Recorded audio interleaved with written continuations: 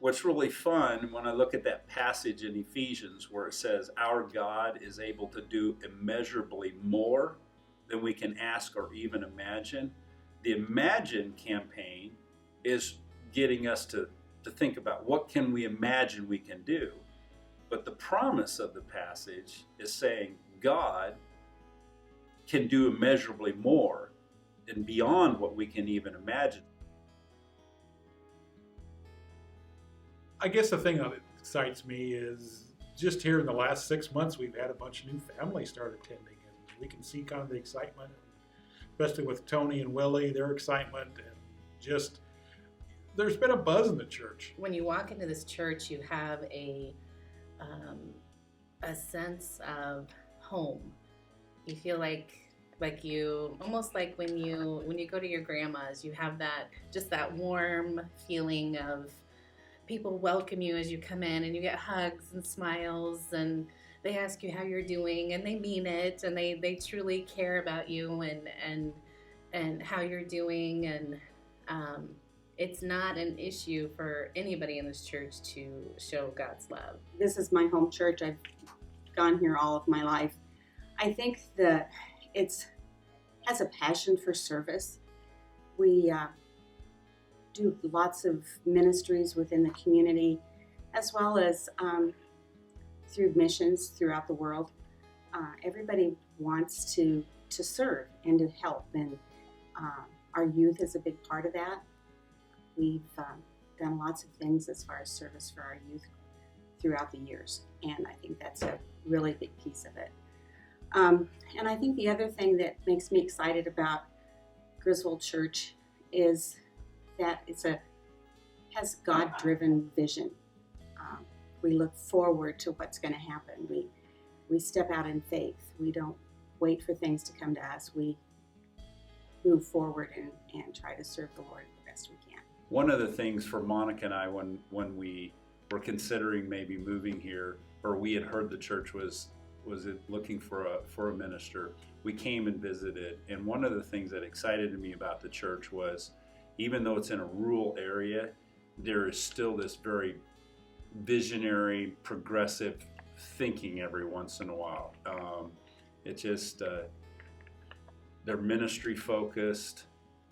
The number of people who are involved in ministry, that the Timothys that they've sent out from here, all of those things have been part of the excitement of being a part of the church here. The church has been a rock.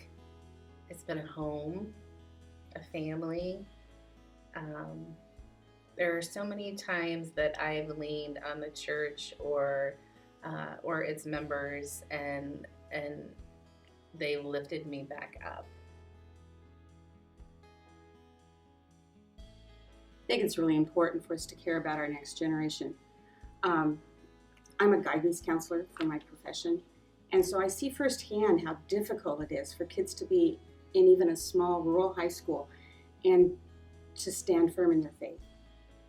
And the more we can do here at the church to help them with that foundation, the better off it is. The fifth quarters that we have, every home football game, every home basketball game, seeing the kids, see 150, 200 kids walk through the front doors and just hanging out with them. And I'm getting older. I don't like later nights, but it's still fun to be here. I was born in this community. I'm going to die in this community. My thinking is we need to have a presence in this community for down the road. And this is one way that we continue that presence. We don't know how ministry is going to be done, but with this new multi-purpose building, we can do a multitude of things that presently we can't do, and be able to reach, especially the young people. You know, that you see the excitement of being able to just do the things, you know, that they enjoy to do, and see the smiles and laughters on their face.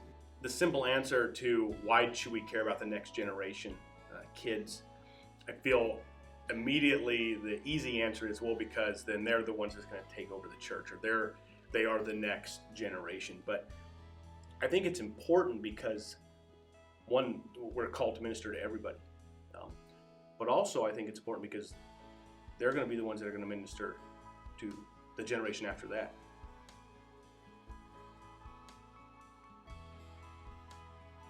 The Imagine campaign is the primary area of it is for us to look at our facilities and to go, how can we continue to make it relevant for ministry?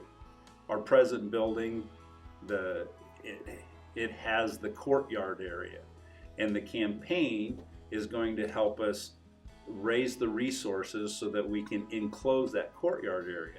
The courtyard was built in the 70s as a part of a preschool, and a preschool needed a playground, and so that playground, the courtyard, was a playground area, a safe place for kids. It was relevant at its time. We don't have a preschool anymore, but we have this space. And so what we've been looking at is, how can we utilize this space and make it usable year round? And so the vision the vision for us is to be able to enclose that courtyard space, make it a family life center that can be used for numerous things. It can be used for youth activities. It can be used for all church functions. It can be used as an equipping center. That's our Matthew 28 moment, to go out to the world and make disciples of all the people. And this is one way, a new way that we can reach people. And by putting up this building, we can just bring exciting new ministries we haven't even thought about. I think this project is needed here because there's a massive void in our community, and we're the only ones stepping up filling a lot of those voids.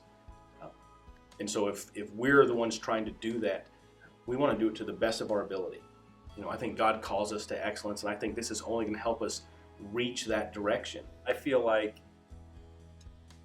every person, every generation needs to have the opportunity to take a bold step of faith. We recently got the opportunity to celebrate 125 years of ministry, and when you look back, you can historically see transitions in ministry that the congregation has had, and we're thankful for the legacy of those who made bold steps of faith. And I feel like right now is a great time for us and our generation to make a bold step of faith.